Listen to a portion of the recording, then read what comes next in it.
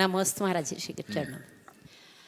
महाराज जी, मेरी जिज्ञासा है कि नंदीश्वर द्वीप में 500 धनुष की रत्नमयी प्रतिमाएं होती है और चारों निकाय के देव और स्वधर्म इंद्र भी अपने परिवार के सहित और न दिन रात का भेद भी नहीं है और पूजा अर्चना करते हैं।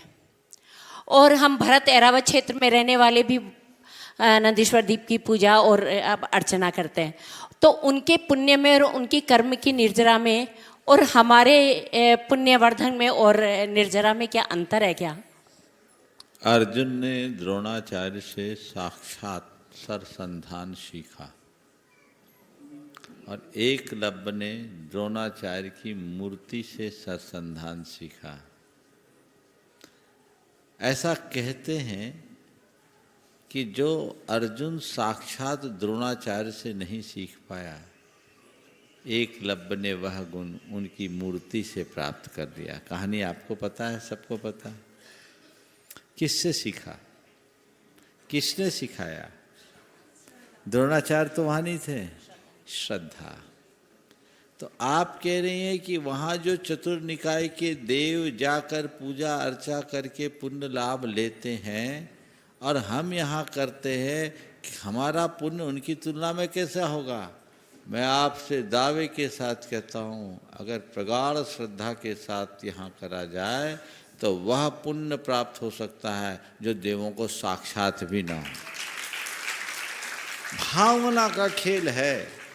अब हम नंदीश्वर द्वीप का अनुभव करते हुए हमें शक्ति सो नाही यहाँ करी स्थापना, पूजो जिन ग्रह हित प्रतिमा हित है अपना। उस फीलिंग के साथ भाव वंदना बहुत अर्थ रखती।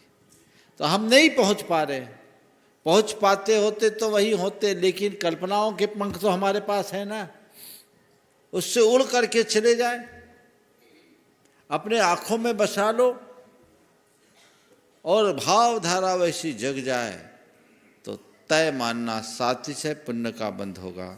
और न केवल साथी से पुण्य का बंध होगा, हमारे सम्यक दर्शन की विशुद्धि भी बढ़ सकती। तो इसलिए जब हम पहुँचेंगे तो पहुँचेंगे। आज जो मौका है हम क्यों चूके? ये 8 दिवस है, हमारे पास उन जैसी शक्ति नहीं है पर हमारी भावना उनसे प्रबल है। समझ गए?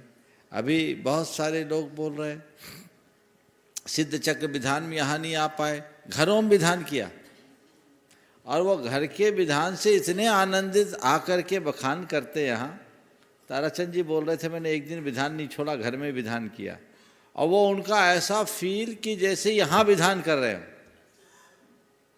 तो मैं आपसे यही कहूँगा, जहाँ हमारी भावना जुड़ती है वहीं विशुद्धि बढ़ती है और जहाँ विशुद्धि होती है वहीं कर्म कटता है।